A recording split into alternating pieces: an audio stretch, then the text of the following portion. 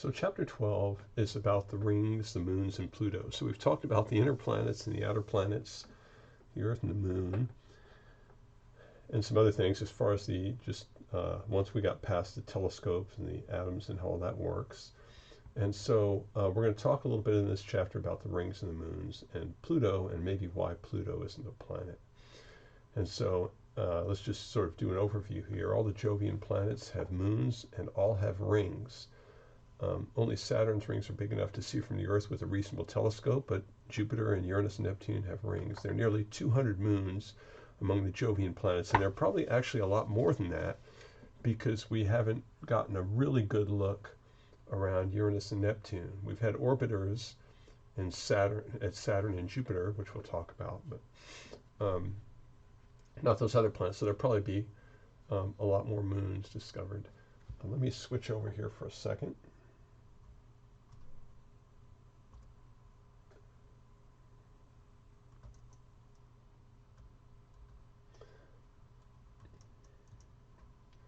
So these are just a few PowerPoint slides, but they're worth looking at.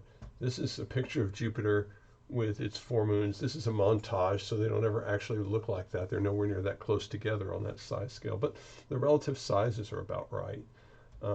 This one is Europa. This is Io.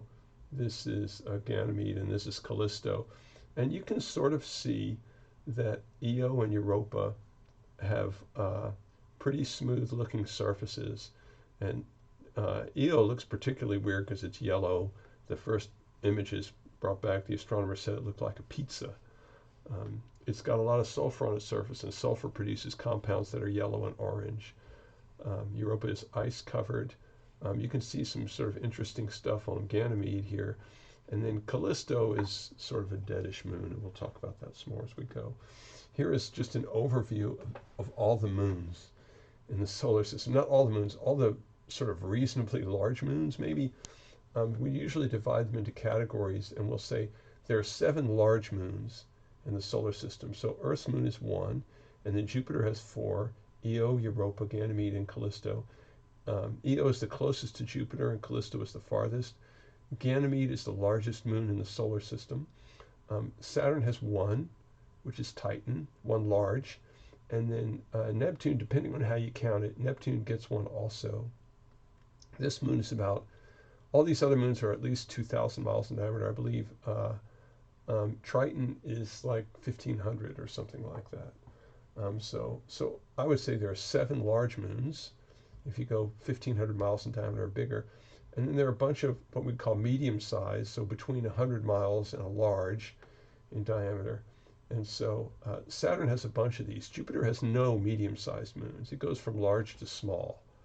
And so Saturn has a bunch. So when you look at Saturn through a telescope, you can, depending on how clear the night is and stuff, you can see it from, 1, which is just Titan, to 5 or 6 or 7 of these other guys. Uranus is several, but Uranus and Neptune are so far away that we really can't see any of their moons, excuse me, with a modern telescope. And then out here are Pluto and Eris, and you can kind of see, looking at them, why Pluto really isn't a member of the planet club. It's smaller than 7, and probably more than that, of the moons in the solar system, and it's really got the composition of a moon, but we'll talk about Pluto's status later as we go. Of course, there are a whole bunch of other pseudo-planets that aren't really planets out beyond Neptune, and we've developed a category for them called dwarf planets. So we left them in the planet club. They're just a dwarf planet. So let me get back to the text here for a minute. We'll talk a little bit about that. All right. There we go.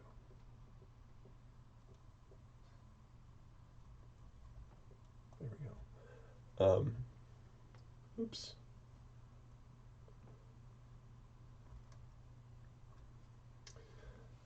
So nearly 200 moons. So the Galileo mission was the first orbiter of Jupiter. So we sent the Voyagers and the Pioneer probes like we talked about last time. But the Galileo mission, which launched in 1989 and arrived at Jupiter in 1995, it explored Jupiter for until late 2000s. So it was there orbiting and looking at the moons for about 8 years. We got a lot of really great data out of the Galileo spacecraft. We've sent another one there called Juno, which just orbits close to Jupiter in a north-south orbit. But most of the stuff you see here is from Galileo. And then we sent an orbiter, Cassini, to Saturn, and that stayed working on Saturn for about 13 years. It launched in 1997 and arrived in 2004, and it had a 4-year mission. All of these way exceeded their mission periods. I think Galileo had something like a 3-year mission, but they lasted much longer, so they kept using them, and they used Cassini until 2017. So that's 13 years of data flying around or orbiting around Saturn and its moons. The moons and rings in the outer solar system are not primarily composed of rocks and metals like the things are in the inner solar system. Instead, they're composed of ices and some dark organic compounds. Organic compounds are just sort of general names given to compounds that are made of like carbon, hydrogen, and oxygen, if you remember from your high school biology. And it shouldn't be surprising that there are a lot of those compounds floating around because those are common elements in the solar system. Hydrogen, of course, is the most common, but carbon and oxygen are also reasonably common. And so these things like ammonia and methane and ethane and water, they all form solids out there where it's really cold, whereas in the inner solar system they'd just be a gas. And so there are a lot of things made of those because there's just a lot of that material out there.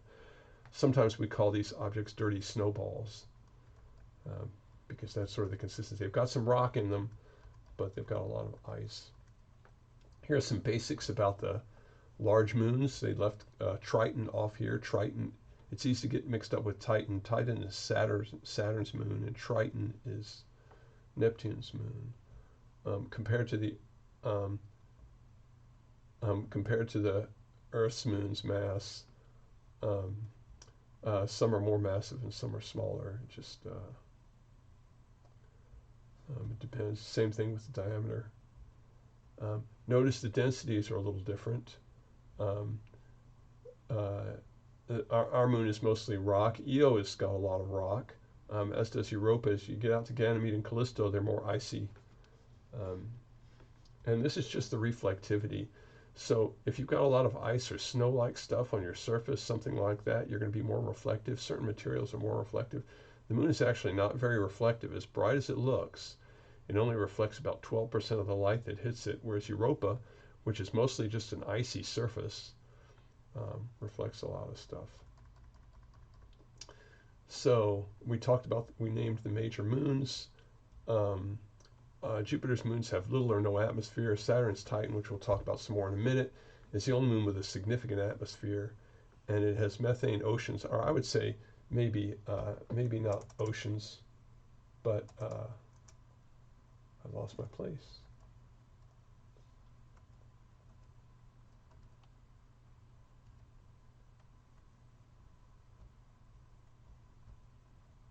Lakes.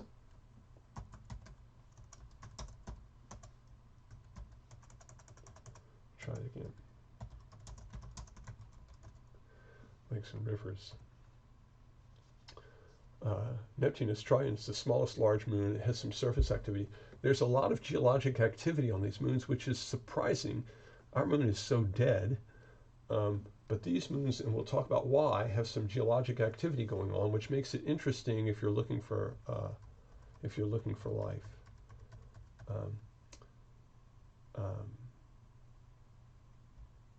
So we'll get to the rings in a minute. Saturn's moon Titan also has a thick atmosphere. It has lakes.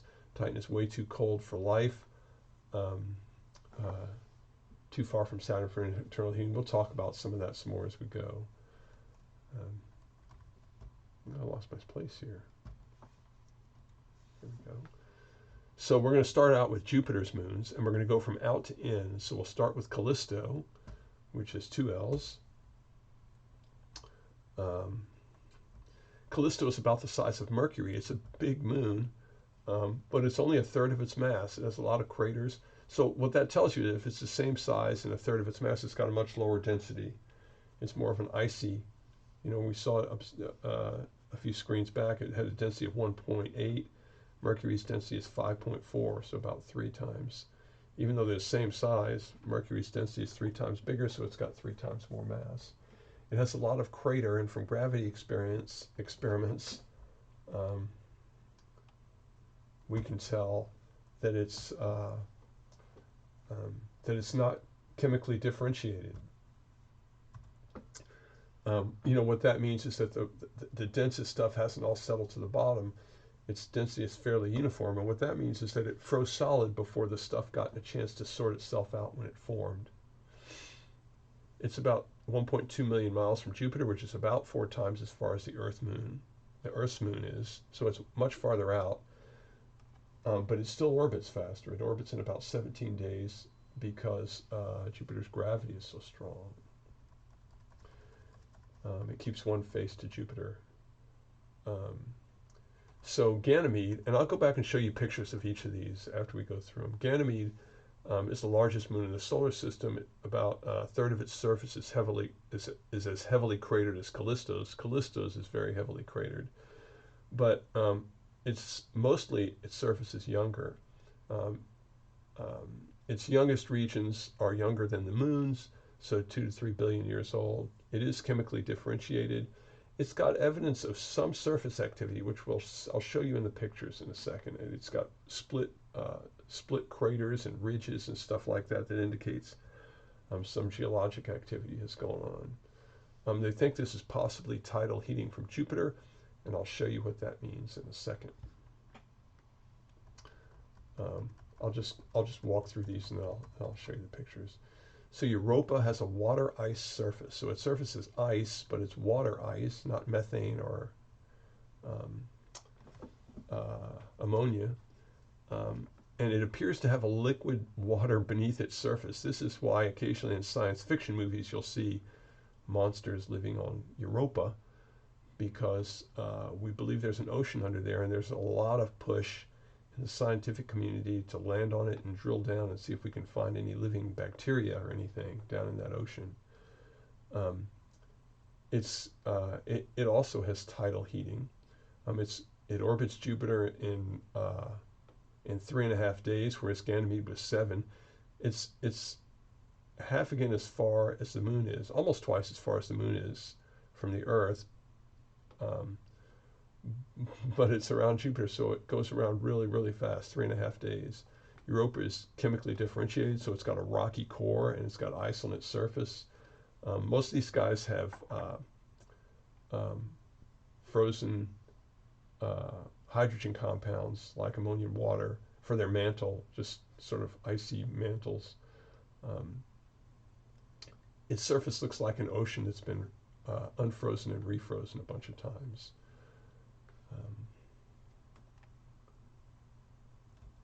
Hang on a second.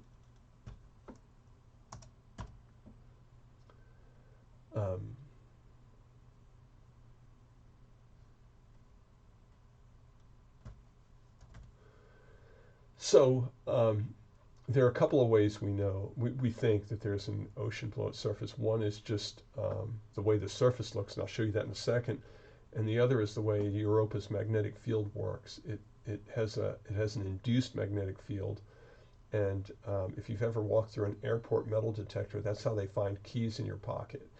They turn on a magnetic field in the little area you walk through, and that creates an echo in your key. It causes your key to produce its own little magnetic field, and that's what they detect. And Europa, the way it responds to Jupiter's magnetic field indicates that it's got some kind of liquid under its surface. And Europa is a good candidate for life outside the solar system. The energy source that causes its geologic activity is tidal heating from Jupiter. So let me just switch back here for a second. And let's just talk about these guys for a second. This is Callisto.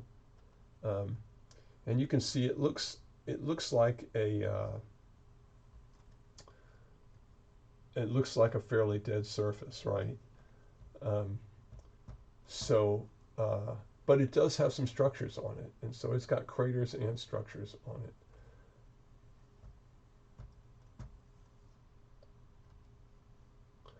This is Ganymede, and you can sort of see that it's got a more interesting surface. It doesn't just look like all craters. It's got smeary stuff on it, and you can see, so I was talking about, it's got long ridges and craters that have been broken up, and so it's had some geologic activity, at least more recently than Callisto has.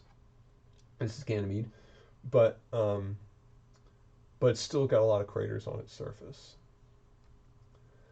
So this is what we're talking about with Europa. And so Europa uh, has all these ice ridges. These are not craters. These are frozen ice that looks like it's been broken and refrozen.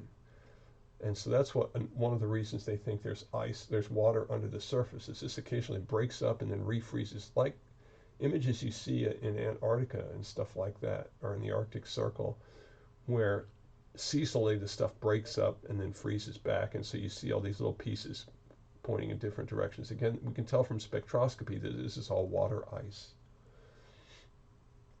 So those ridges have to do with the grinding that's happening on it.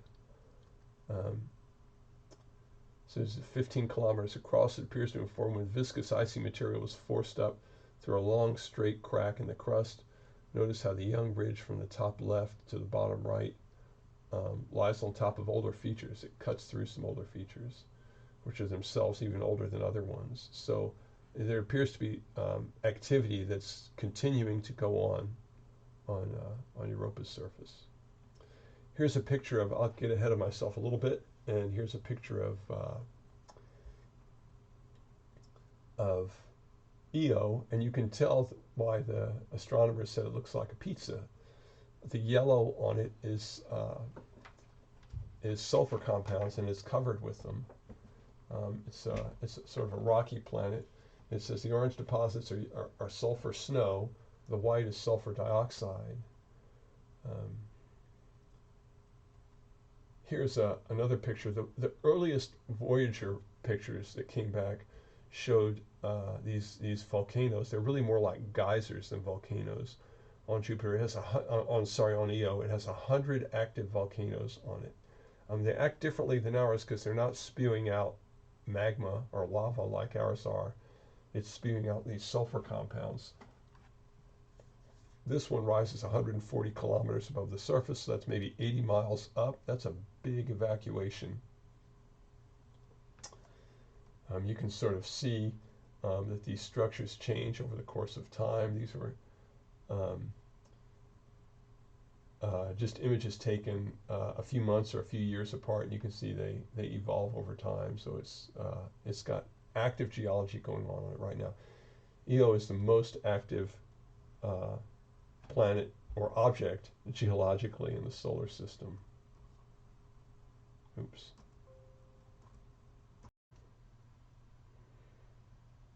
Okay, so let's talk about tidal heating for a minute. And so I just want to give you a picture of what this is. These outer planets get geologic activity from, unlike the Earth and Venus and most planets, where the heat comes from within. And so the Earth has all of this heat causing convection and moving the plates around and stuff, and other planets respond to that slightly differently. But these moons, they're too small and way too cold to have their own really internal heating. So if we just look at like say Jupiter, and let's just pick one like Io. I'll just draw it around here. I don't know how close it has to be to scale, but let's say it's here. And let me draw it a little differently than this. So I was trying to draw a round orbit, but let me draw a exaggerated elliptical orbit, right, where it's clearly farther away sometimes than others. It's the orbits of the moons of Jupiter are way more circular than this. But I'm just doing this to illustrate that sometimes it's farther away, even though it's close to a circle, and sometimes it's nearer. And so what I want you to see is that if this is my planet out here, the forces Jupiter exerts on the near side of the planet versus the far side of the planet, they're stronger here, weaker here. And so this has the effect of stretching the planet. It turns out that effect is bigger when the planet's closer than it is when it's farther away. So as it goes around, it goes from a hard squeeze to a weak squeeze to a hard squeeze to a weak squeeze. Kind of, if you think of it as a piece of clay, it's just getting squished a little bit and then relaxed, and then squished again, and then relaxed. And if you just take a piece of clay, it's kind of like doing that to it. By the way, it's also kind of wobbling back and forth as it goes because its orbit isn't quite circular. And so normally it would have one face towards Jupiter, but it wobbles a little bit. So there's a lot of just squeezing activity going on the planet as a result of Jupiter's gravity, and that heats the planet. And so its tidal, its geologic energy isn't coming from heat within the planet, it's coming from the tidal forces of Jupiter. And so that's what tidal heating is. It's strongest on the planets, on objects that are nearby, and so it's strongest on Io, and then next strong on Europa, and then Ganymede and Callisto sees almost no effect from it. And so when scientists are looking for life, they're considering the possibility that even though it's a small moon, Europa, for example, and doesn't have any internal heat of its own, it might be getting heat from Jupiter. By the way, this isn't like super warm or anything, but just enough to support, excuse me, like on Europa, liquid water and living organisms under there. So that's just a quick picture of tidal heating.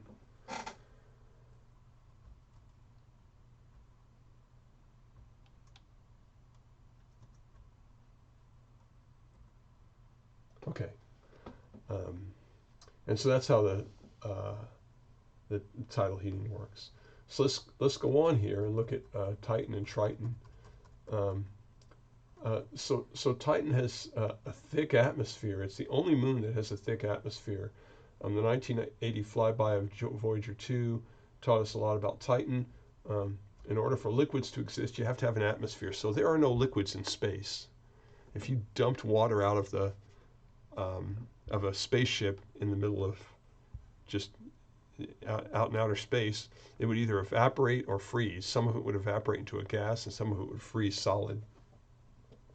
But if you have an atmosphere like we have here on Earth, you can have liquids. And so it's also true on Titan, Saturn's moon Titan. So Titan is Saturn's moon, and Triton is Neptune's moon. Triton is the little thing that I think it's the fork thing that Neptune held.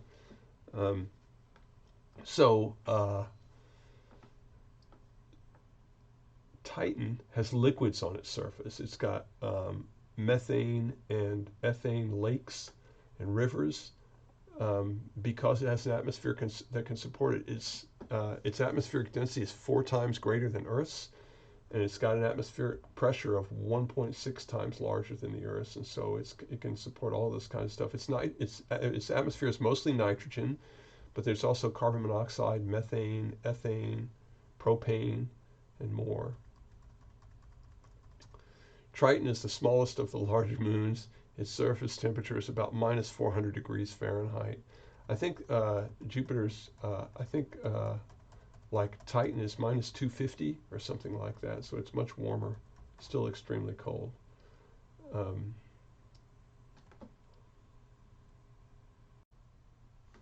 So let's talk about Titan and Triton. We know a lot more about Titan than we do about Triton because the Cassini spacecraft visited Saturn, where Titan is, but we've only had flybys of Triton, so we don't know too much about Triton, but I'll say what we know. The Cassini spacecraft dropped the Huygens probe, which I'll talk about in a minute, on Titan, and so we've got a lot of information about Titan. The first time we saw it was the Voyager 2 flyby, which taught us about Titan, and Triton for that matter.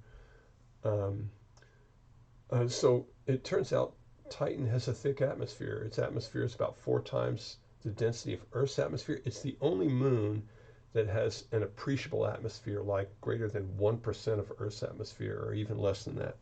And it's 4 times more dense. It turns out Titan's pretty cold, and so it can hang onto its atmosphere even though it doesn't have a huge amount of gravity. It's too hot. You could take Titan's atmosphere and put it around our moon, and when it was so hot it would all just escape. But it's so cold, and the molecules are sluggish, and so they can't get away out there in the outer solar system, and so Titan can hang on to that. Its atmospheric pressure is about 1.6 times larger than Earth's. Um, as a result of that, it can have liquids on its surface. You have to have an atmosphere to have liquids. If you took a cup of water and poured it out into outer space somewhere, the liquid water would either evaporate into a gas, which some of it would, or freeze solid. There would be no liquid left because there's no atmospheric pressure, and you need that. So it turns out Titan can have liquids on its surface because of its atmosphere, and it does. We dropped the Huygens probe onto Titan, and the Huygens probe took pictures of a bunch of this stuff. Um, so Titan's atmosphere, I lost my place there.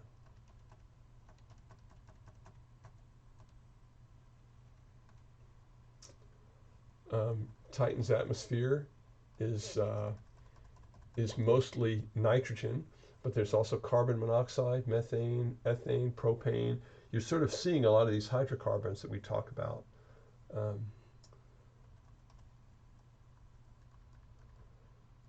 Um, what we learned from the Huygens probe was that let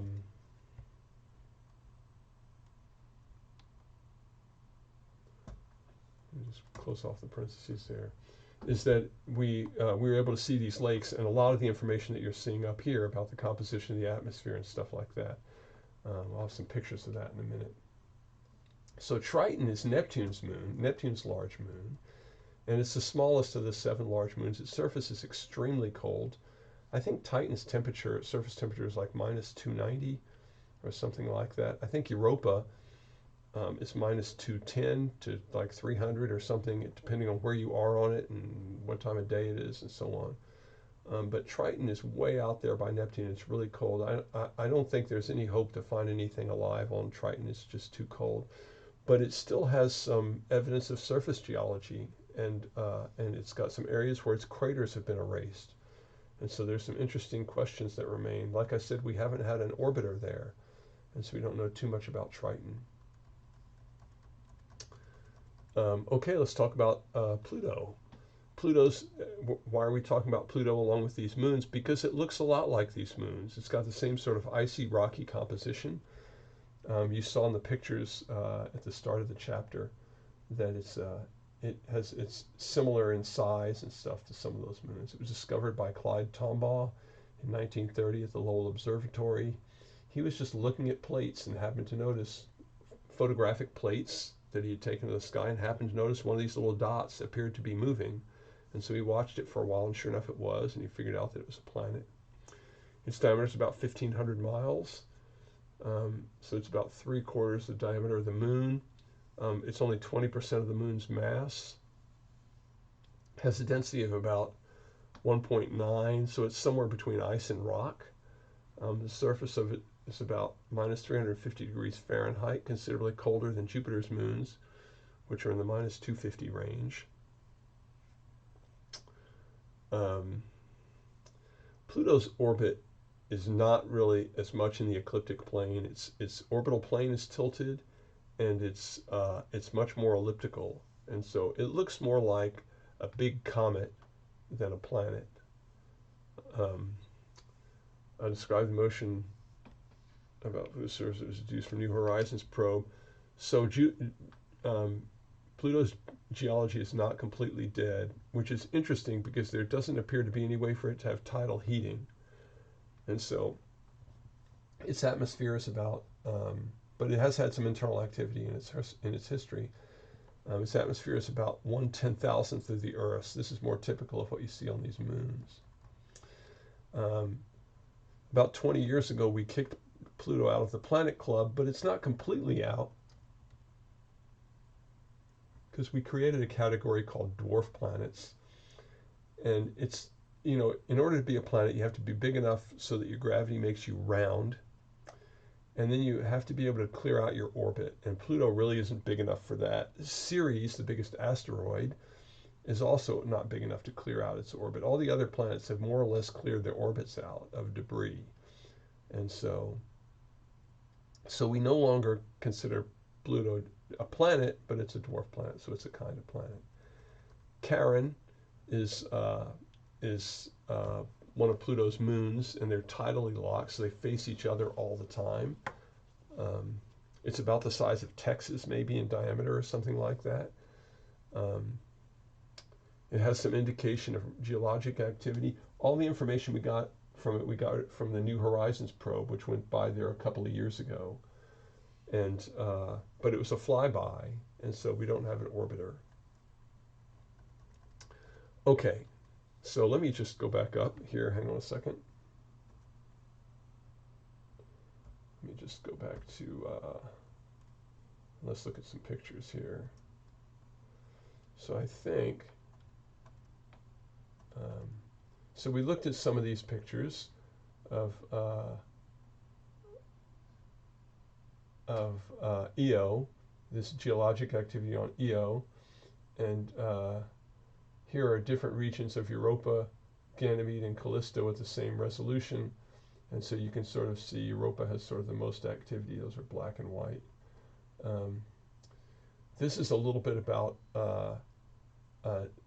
Titan's atmosphere. I'm not going to go into too much of this, but you can sort of see that it's got an atmosphere like a lot of planets have, like a lot of planets, not moons, have atmospheres. And so it looks like it has particulate rain. So the Titan probe landed on, the Huygens probe landed on Titan, and this is some of the information it sent back. This is what it saw as it was coming down. I'll show you some more pictures of that. This is after it landed. It took some pictures. The atmosphere is thick enough that scientists want to use quadcopters on it because its gravity is really weak and it's got a really thick atmosphere, so we could fly around above its surface, they think, possibly with some sort of a nuclear power, you know, kind of like is powering the probe on Mars. They might be able to fly because gravity is weak and the atmosphere is thick, and so it might be possible to float. Here's some pictures from above, which looks like liquids in riverbeds and stuff like that. Again, this is on Titan. Here is Triton. It also has some geologic activity. You don't just see craters there. There's some interesting geology. It looks a little bit like a cantaloupe on the bottom. There's more of it. These are geysers that have sort of produced some spray. So here's the picture that I was telling you about. I can't really figure this out, but one of these spots has moved in here, and I guess it's this dot over here was this dot back here. Yeah, that's what it is. It'd be very hard to see without a really good telescope and cameras and stuff like that. So comparison of sizes of Pluto and its moon with the Earth. So this is just a nice illustration of that. There's Clyde Tombaugh.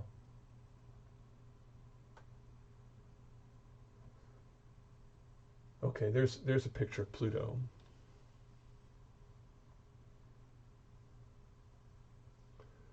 With enhanced colors. Again, it has a little terrain on it. It's had some internal heating, like we said. This is Charon. And so you can see Charon has this sort of reddish pole, and it's got regions with no craters. So it's had some geologic activity also. So let me switch back. So let's talk about the rings. I think I can get to that, maybe not.